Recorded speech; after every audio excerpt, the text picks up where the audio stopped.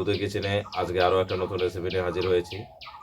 আজকে তৈরি হবে আমার মিক্সড ভেজিটেবল। তো এই মিক্সড ভেজিটেবল তৈরি করার জন্য আমি যা যা নিয়েছি আমি আপনাদের দেখাচ্ছি। দেখুন, এখানে আমি সবজির মধ্যে নিয়েছি গাজর, সজনে ডাঁটা, আলু। তো এখানে গাজর, সজনে ডাঁটা, আলু এগুলো সব এক সাইজ মতো নিয়েছি, এবং এখানে করলা আর কাঁচা কলা রয়েছে।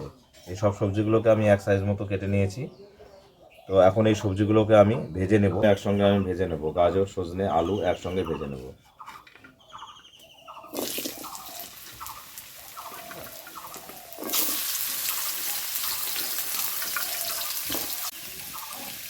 লবণ একটু পরিমাণ মতো দিয়ে দেব, একটু হলুদ দিয়ে দেব।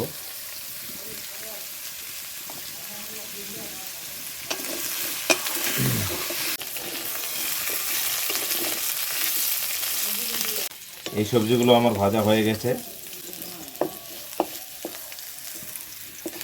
এই ভেজিটেবলটা আমি মাসকালাই বড়ি দিয়ে করবো, তো সামান্য কয়েকটা মাসকালাই বড়ি আমি ভেজে নেব।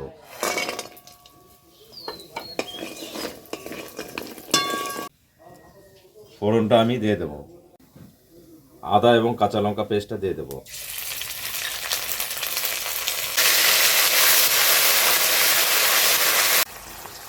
জিরে এবং ধনে বাটাটা দিয়ে দেব।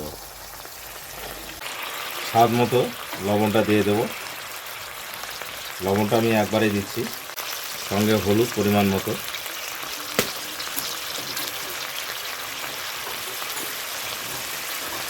এই সমস্তগুলো আমি এখন ভালো করে কষিয়ে নেব।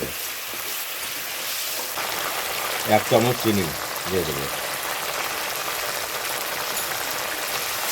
সবজিতে একটু মিষ্টি দিলে ভালো লাগে বন্ধুরা, স্বাদটা ব্যালেন্স থাকে।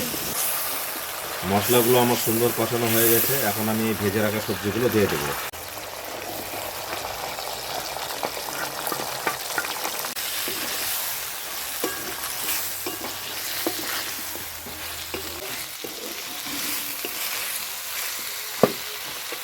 আমি 3 মিনিট ঢাকা দিয়ে রেখেছিলাম, তো এখন এই সবজিগুলো আমার সুন্দর সিদ্ধ হয়ে গেছে।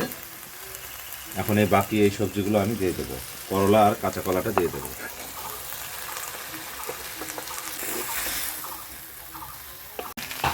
চাল মগজ এবং পোস্ত বাটাটা আমি দিয়ে দেবো। আমার সবজিগুলো ভালো করে কষানো হয়ে গেছে। নেব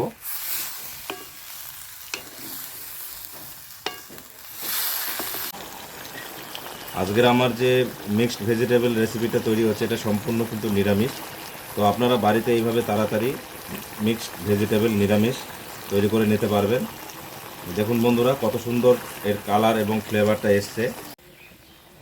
আমি এই ভেজে রাখা মাসকালাইয়ের বড়িগুলো এখন দিয়ে দেবো, দিয়ে আমি এর সঙ্গে 2 মিনিট ফুটিয়ে নেব। সবজিটা আমার হয়ে গেছে, এখন সামান্য একটু গরম মশলা দিয়ে নামিয়ে নেব। এই মিক্সড ভেজিটেবল সবজিটা আমার হয়ে গেছে, এখন আমি নামিয়ে নিচ্ছি।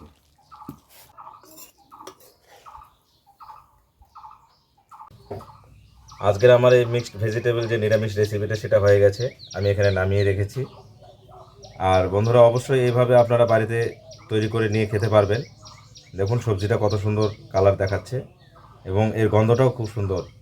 তো আজকের আমার এই নিরামিষ মিক্সড ভেজিটেবল রেসিপিটা যদি আপনাদের ভালো লেগে থাকে, তাহলে অবশ্যই লাইক, শেয়ার, কমেন্ট করে আমার পাশে থাকবেন।